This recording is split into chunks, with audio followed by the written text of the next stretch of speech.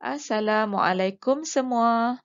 Pada hari ini, kita akan meneruskan PDPR Bahasa Melayu masih dalam tema kelestarian alam dalam unit sumbangan kita. Jom kita teruskan. Objektif PDPR kita pada hari ini ialah cikgu harap murid-murid dapat mengenal pasti ayat tunggal dan ayat majmuk. Membina ayat tunggal berpandukan gambar dan membina ayat majmuk untuk melengkapkan cerita. Baik murid-murid, hari ini cikgu akan berkongsi tentang ayat tunggal dan ayat majmuk. Apa itu ayat tunggal? Ayat tunggal ialah ayat yang terdiri daripada satu subjek dan satu predikat. Contohnya, mereka mengumpulkan peralatan elektrik. Baik murid-murid, mereka merupakan subjek. Ada satu subjek di sini, iaitu mereka. Dan mengumpulkan peralatan elektrik merupakan predikat. Dan di sini ada satu predikat.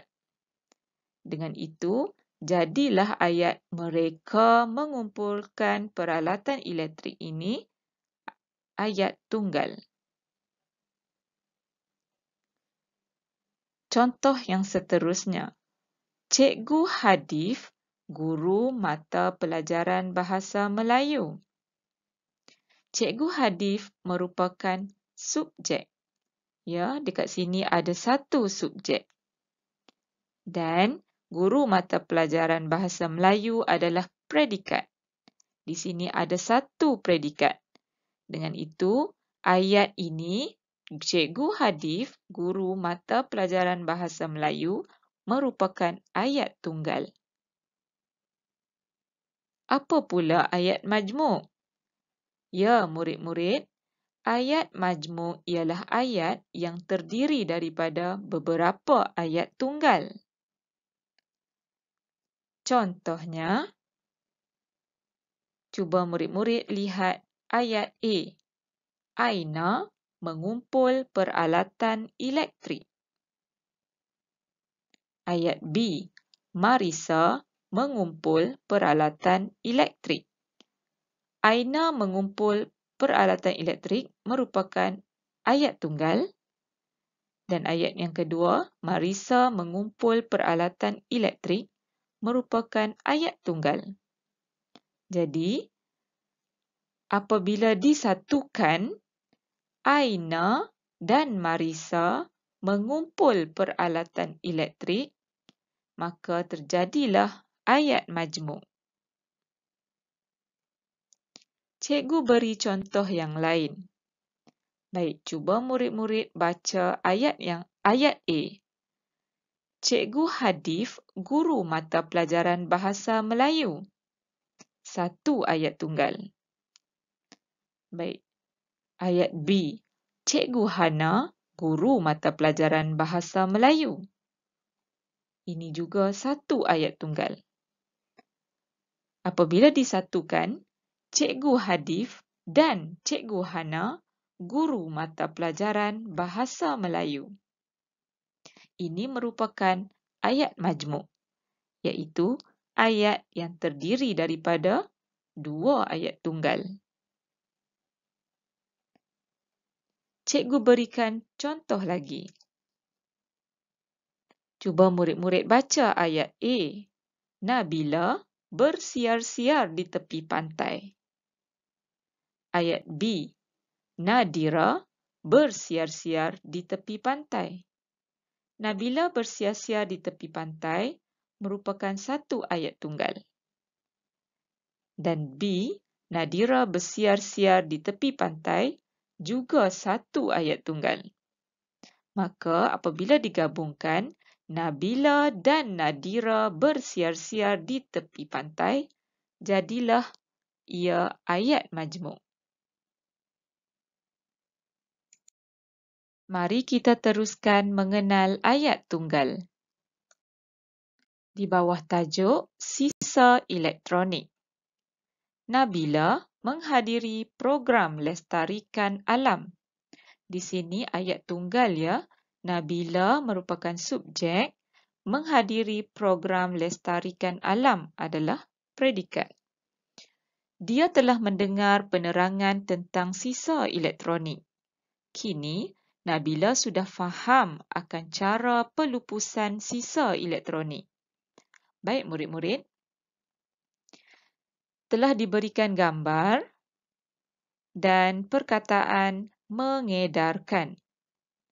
Tugas kita sekarang membina ayat tunggal berdasarkan gambar dan perkataan yang diberi. Mengedarkan. Telah diberikan perkataan Nabila. Ya, murid-murid. Nabila mengedarkan risalah program Lestarikan Alam. Nabila merupakan subjek, satu subjek, mengedarkan risalah program Lestarikan Alam merupakan satu predikat. Gambar seterusnya. Kita diberi perkataan membawa. Kita diberi subjek Fatin. Baik murid-murid, kita cuba membina ayat tunggal berdasarkan gambar dan perkataan membawa. Fatin membawa kapal terbang kawalan jauh.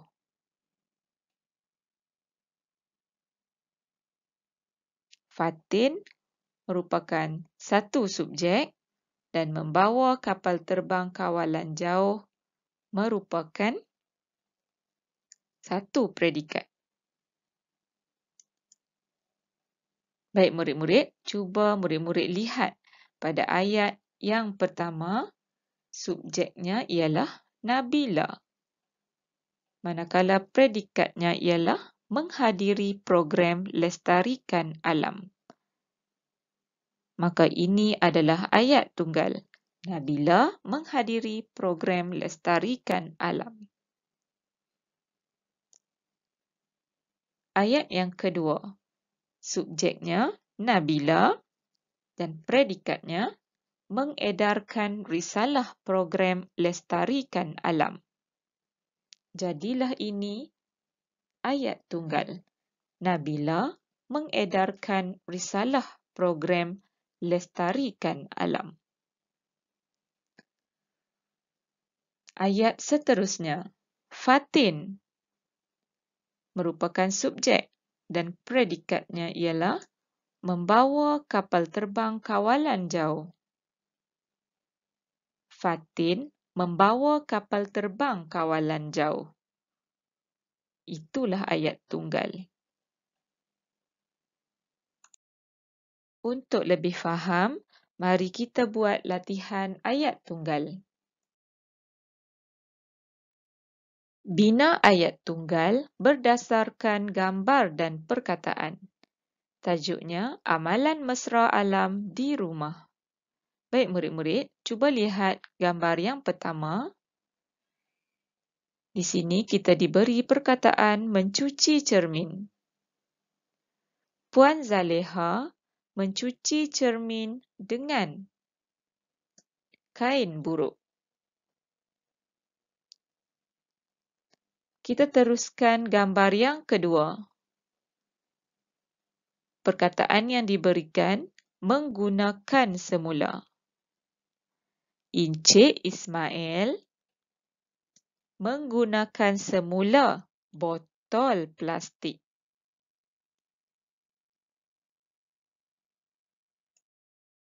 Gambar yang ketiga. Kita diberi perkataan menggunakan beg mesra alam. Apakah ayat tunggal yang sesuai untuk kita bina berdasarkan gambar ini dan perkataan yang diberikan? Ya, murid-murid, Puan Zainab menggunakan beg mesra alam. Seterusnya, gambar yang keempat, kita diberi perkataan menjual semula. Baik murid-murid, cuba kita bina ayat tunggal berdasarkan gambar ini dan perkataan menjual semula. Ya, murid-murid, Anas menjual semula surat khabar lama. Gambar yang kelima. Mari kita bina ayat tunggal berdasarkan gambar dan perkataan tidak menggunakan. Ya, murid-murid, Haziq tidak menggunakan plastik. Jom kita teruskan mengenal ayat majmuk pula. Tajuknya, Lindungi Lautan Kita. Nabila dan Nasri menemani datuk mereka ke pantai untuk menangkap ketam. Mereka sangat gembira dan teruja. Gambar yang pertama. Mereka berjalan sambil berbual-bual. Mereka membawa alatan untuk menangkap ketam. Nabila berjalan-jalan di pantai, lalu ternampak tompokan minyak. Baik, ayat yang pertama, banyak ikan mati di situ. Yang kedua, banyak burung mati di situ. Kita diberi kata hubung dan. Ya, murid-murid, bagaimanakah dua ayat tunggal ini akan menjadi ayat majmuk? Dengan menggunakan kata hubung dan, banyak ikan dan burung mati di situ. Ini merupakan ayat majmuk. Baik murid-murid, lihat gambar yang seterusnya. Cuba murid-murid lihat ayat tunggal yang pertama. Nabila mengeluarkan telefon bimbitnya. Ayat tunggal yang kedua, Nabila mengambil gambar. Kita diberi kata hubung lalu. Jadi, bagaimanakah kita dapat membina ayat majmuk berdasarkan dua ayat tunggal dan kata hubung yang diberikan? Ya, murid-murid, Nabila mengeluarkan telefon bimbitnya lalu mengambil gambar. Kita beralih kepada ayat yang seterusnya. Ayat tunggal yang pertama, Nabila mencatat masa. Yang kedua, Nabila mencatat lokasi. Kata hubung yang diberikan ialah dan. Bagaimana kita membina ayat majmuk berdasarkan dua ayat tunggal ini? Ya, murid-murid, Nabila mencatat masa dan lokasi. Kita beralih kepada gambar yang seterusnya. Tulis surat kepada JAS, Jabatan Alam Sekitar, ataupun telefon Jabatan Alam Sekitar. Baik, dua ayat yang diberikan. Ayat yang pertama, Nabila berfikir. Ayat yang kedua, Nabila memegang telefon bimbit. Kita telah diberikan kata hubung, sambil. Baik murid-murid, berdasarkan dua ayat tunggal ini, kita jadikan ayat majmuk. Ya, murid-murid, Nabila berfikir sambil memegang telefon bimbit. Seterusnya, ayat yang pertama. Nabila ingin menelefon Jabatan Alam Sekitar, JAS. Ayat yang kedua. Nabila ingin menulis surat kepada Jabatan Alam Sekitar, JAS. Kita diberi kata hubung atau. Baik murid-murid, untuk menggabungkan dua ayat tunggal ini, Nabila ingin menelefon atau menulis surat kepada Jabatan Alam Sekitar, JAS. Mari kita buat latihan ayat majmuk. Bina ayat majmuk berdasarkan ayat tunggal yang diberikan. Gunalah bioplastik. Ayat yang pertama, A. Bioplastik mudah diperoleh. B. Bioplastik mesra alam. Baik, kata hubung yang diberikan ialah dan. Baik murid-murid, untuk membina ayat majmuk berdasarkan ayat tunggal yang diberikan ini, kita buang perkataan bioplastik yang kedua. Bioplastik mudah diperoleh dan mesra alam. Seterusnya ayat yang kedua. A. Bioplastik sangat sesuai. B. Bioplastik tidak mencemarkan alam. Kita diberi kata hubung kerana. Ya, murid-murid, kita buang perkataan bioplastik yang kedua kerana tidak perlu diulang. Bioplastik sangat sesuai kerana tidak mencemarkan alam.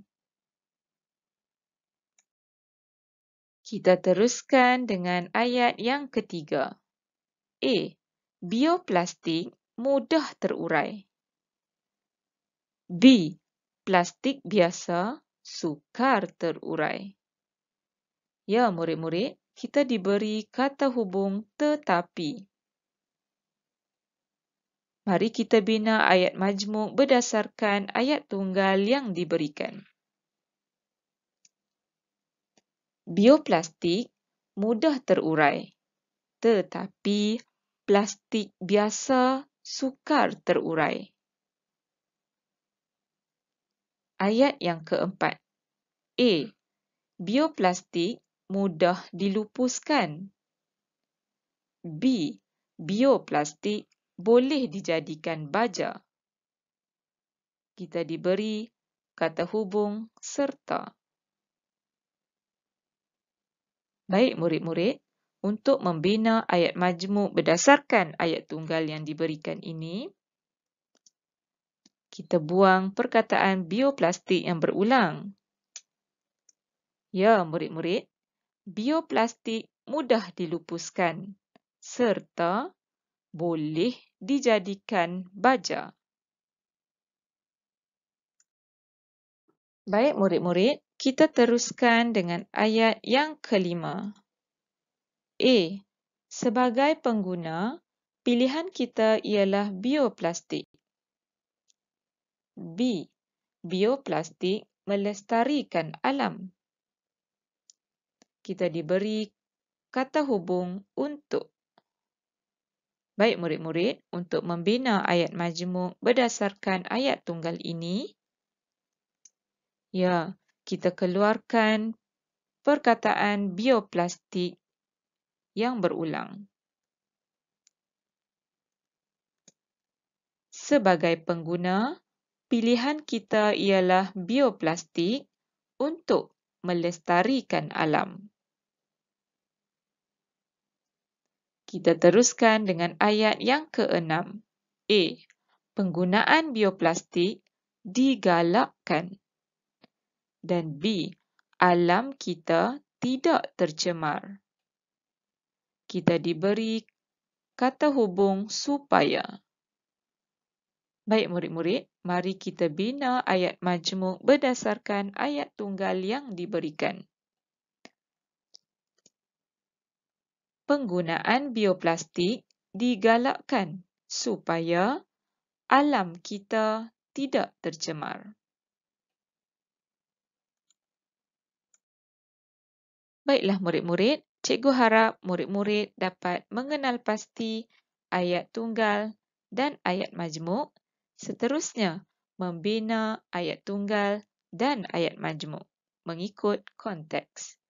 Dengan itu, berakhirlah PDPR kita pada hari ini. Sehingga berjumpa lagi. Terima kasih.